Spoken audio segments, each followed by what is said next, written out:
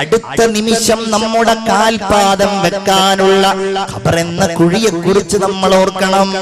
എത്ര സുന്ദരിയാണെങ്കിലും എത്ര ആരോഗ്യമുള്ളവളാണെങ്കിലും അവനാണെങ്കിലും ഹാ പുഷ്പമേ അധിക തുംഗപദത്തിലെത്ര ശോഭിച്ചിരുന്നിതൊരു രാജ്ഞി കണക്കയെ നീ ശ്രീഭൂവിലസ്ഥിര അസംശയമിന്നു നിന്റെ യാഭൂതിയെങ്ങു പുനരെങ്ങു കിടപ്പിതോർത്താൽ. കുമാരനാശാന്റെ ഒരു കവിതയാണ്. പ്രശോഭിച്ചു നിന്നിരുന്ന ഒരു റോസാപ്പൂ കൊഴിഞ്ഞ് താഴേക്ക് വീണപ്പോ കുമാരനാശാൻ വീണ പൂവിനെ നോക്കി പാടുന്ന കാര്യമാണ്. ഹാ പുഷ്പമേ പൂവേ നീ എത്ര ഉന്നതമായ സ്ഥലത്ത് നിന്ന് ശോഭിച്ചിരുന്ന പൂവായിരുന്നു, ഇന്ന് നീ മണ്ണ് കിടക്കുകയാണ്. കണ്ണേ മടങ്ങുക കരിഞ്ഞു മലിഞ്ഞു കരിഞ്ഞു മലിഞ്ഞു മാശു മണ്ണാകും ഈ മലർ. ഈ മലരിന് ഈ പൂവിന് കരിഞ്ഞു മണ്ണോട് ചേരും എന്നാണ് കുമാരനാശാൻ പറഞ്ഞത്. അപ്പൊ നമ്മളൊക്കെ വളരെ ഗൗരവപൂർവം അതിനെ സംബന്ധിച്ച് ആലോചിക്കുക. ഖബറിന്റെ ഉള്ളിൽ ഒരു മനുഷ്യൻ വെക്കപ്പെട്ട് കഴിഞ്ഞാൽ അവൻ സത്യവിശ്വാസിയാണെങ്കിൽ അവന്റെ കണ്ണെത്താ ദൂരത്തോളം ആ ഖബർ അവന് വിശാലമാക്കപ്പെടുമെന്ന് മുഹമ്മദ് മുസ്തഫ സല്ലല്ലാഹു അലൈഹി വസല്ലം. ഖബർ അവന് വിശാലമാക്കപ്പെടും. അവനോട് പറയപ്പെടുന്നതാണ് നം കനൗമത്തിൽ അറൂസ്, ഒരു പുതുമണവാളൻ ഉറങ്ങുന്ന സുഖം അനുഭവിച്ചുകൊണ്ട് നീ ഉറങ്ങണമെന്ന് വിശ്വാസിയായ ഒരു മനുഷ്യനോട് ഖബറിൽ വെച്ച് പറയപ്പെടുമെന്ന് മുഹമ്മദ് മുസ്തഫ സല്ലല്ലാഹു അലൈഹി വസല്ലം. അവൻ ഖബറിൽ വെക്കപ്പെട്ട് കഴിഞ്ഞാൽ ഹബീബായ റസൂലുള്ളാഹി സ്വല്ലല്ലാഹു അലൈഹി വസല്ലമ തങ്ങൾ പറയുന്നു ജാഅത്തിസ് സ്വലാത്ത്, അവന്റെ ഒരു ഭാഗത്തുകൂടെ അവന്റെ നിസ്കാരങ്ങൾ വരികയാണ്, മറ്റൊരു ഭാഗത്തുകൂടെ അവന്റെ നോമ്പുകൾ വരികയാണ്, മറ്റൊരു ഭാഗത്തുകൂടെ അവന്റെ സൽക്കർമ്മങ്ങൾ വരികയാണ്. ഒരു ഹദീസിൽ കാണാം യഅതീഹി റജുലുൻ ശാബുൻ ശാഹിബുൽ ലൗൻ, നല്ല നിറമുള്ള സുഗന്ധപൂരിതനായ ആരോഗ്യമുള്ള ഒരു ചെറുപ്പക്കാരൻ അവന്റെ അടുക്കലേക്ക് വരും. വന്നിട്ട് ഈ ഖബറിൽ കിടക്കുന്നയാള് അയാളോട് ചോദിക്കും മൻ അന്താ, നീ ആരാണ്? വന്നയാള് പറയും അമാ തഅരിഫുനി, എന്നെ നീ അറിയില്ലേ? അനൽ ഖുർആനുല്ലദീ അസ്ഹർത ലൈലക, രാത്രി ഉറക്കമൊഴിച്ച് നീ ഓതാറുണ്ടായിരുന്നല്ലോ ഖുർആൻ, ആ ഖുർആനാണ് ഞാനെന്ന് ഈ വന്ന മനുഷ്യൻ മറുപടി പറയും. നോക്ക് നിങ്ങൾക്ക് എന്തൊരു സന്തോഷായിരിക്കും. രാത്രി ഉറക്കൊഴിച്ച് ഓതിയവർക്ക്, രാവിലെ പരിശുദ്ധ ഖുർആൻ പാരായണം ചെയ്തവർക്ക് ഖബറിന്റെ ഉള്ളിൽ അല്ലാഹു തമ്പുരാൻ ആ ഖുർആനിനെ ഒരു മനുഷ്യ രൂപത്തിൽ നൽകുമെന്ന് മുഹമ്മദ് മുസ്തഫ സല്ലല്ലാഹു അലൈഹി വസല്ലം. നോക്കൂ നിങ്ങൾ, നിസ്കാരം അവനോട് പറയുമെന്നാണ്. നീ കണ്ടില്ലേ അദാബിന്റെ രംഗങ്ങൾ നീ കണ്ടില്ലേ? എന്നാൽ അല്ലാഹു തആല നിന്നെ അതിൽ നിന്ന് രക്ഷപ്പെടുത്തിയിരിക്കുകയാണ്. വല്ലാഹി അസാല ദായിമൻ ഉംറുഹു കുല്ലുഹു ഫിൽ അമൽ വ ഇന്നമസ്തറാഹൽ ആൻ. അദാബിന്റെ ഈ അക്രമികളായ, ഈ മുഴുവൻ അക്രമികളായ ആ സന്നാഹങ്ങളോടും നിസ്കാരം പ്രതിരോധം തീർത്തുകൊണ്ട് പറയുന്നതാണ്, അല്ലയോ അക്രമികളെ, ഈ മനുഷ്യനിൽ നിന്ന് നിങ്ങൾ അകന്നകന്നു പോകണം. എന്തുകൊണ്ടെന്നാൽ ഈ മനുഷ്യൻ അയാളുടെ ജീവിതത്തിൽ നിസ്കാരത്തിലായിരുന്നു. രാത്രി ഈ മനുഷ്യൻ മഗ്രിബ് നിസ്കരിക്കും, സുന്നത്തുകൾ നിസ്കരിക്കും, ഇശാഉകൾ നിസ്കരിക്കും, സുന്നത്തുകൾ നിസ്കരിക്കും, ഉറക്കിനിടയിൽ എഴുന്നേറ്റ് തഹജ്ജുദ് നിസ്കരിക്കും, സുബ്ഹിയുടെ മുൻപുള്ള സുന്നത്ത് നിസ്കരിക്കും, സുബ്ഹി നിസ്കരിക്കും. ഇങ്ങനെ നിസ്കാരത്തിലായിരുന്നു ഈ മനുഷ്യൻ. അതുകൊണ്ട് നിങ്ങൾ അകന്നു പോവുക എന്ന് നിസ്കാരം ഈ മനുഷ്യനോട് പറയുമെന്ന് മുഹമ്മദ് മുസ്തഫ സല്ലല്ലാഹു അലൈഹി വസല്ലം. അതുപോലെ അവന്റെ ക്ഷമ വരും, അവന്റെ ക്ഷമ അവനോട് സംസാരിക്കും. അവന്റെ അടുക്കലേക്ക് മലക്കുകൾ വരും. ആ മലക്കുകൾ അബ്സാറുഹാ കൽബർഖിൽ ഖാതിഫ് വഅസ്വാതുഹുമാ കർറഅദ്.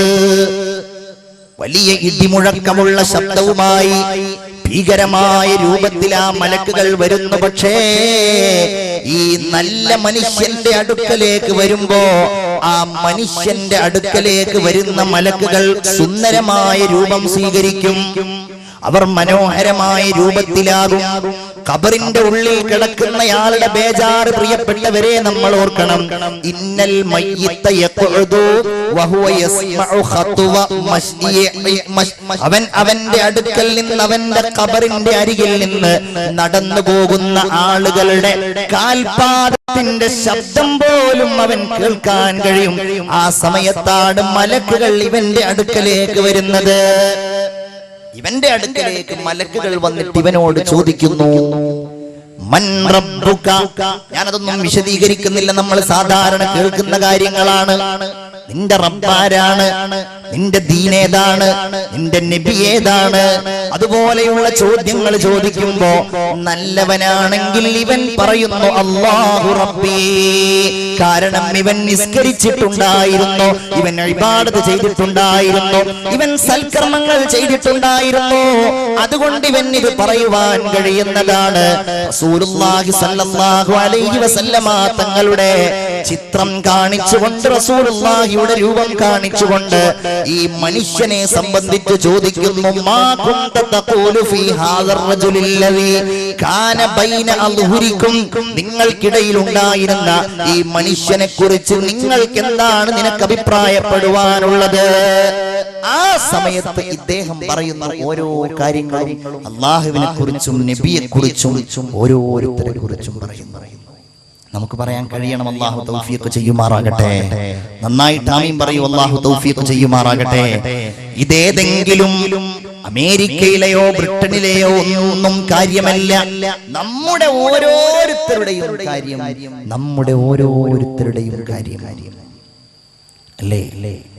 മുഅ്മിനായ ഒരു മനുഷ്യന്റെ അടുക്കലേക്ക് വരുമ്പോ ആ മുഅ്മിൻ അവിടെ ഇങ്ങനെ ഉറങ്ങായിരിക്കുന്നതാണ്. ഹദീസിൽ കാണാം, മുഅ്മിനായ മനുഷ്യനെ ഈ മലക്കുകൾ ഉറക്കിൽ നിന്ന് മാർദ്ദവമേറിയ രൂപത്തിലായിരിക്കും വിളിക്കുന്നത്. അങ്ങനെ ഇവൻ മറുപടിയൊക്കെ അങ്ങ് പറഞ്ഞു കഴിഞ്ഞാലോ, ഫയുനാദി മുനാദ്, അവിടെ നിന്നൊരു അശരീരി കേൾക്കുന്നതാണ് ഖബറിന്റെ ഉള്ളിൽ നിന്ന്, അൻ ഖദ് സദഖ, സത്യം പറഞ്ഞു ഇവൻ.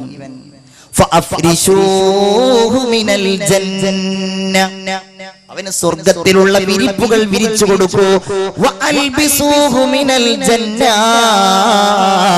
അല്ലാഹു തആലയുടെ മലക്കുകൾ പറയുന്നു, സ്വർഗത്തിലുള്ള വസ്ത്രങ്ങൾ അവന് നൽകൂ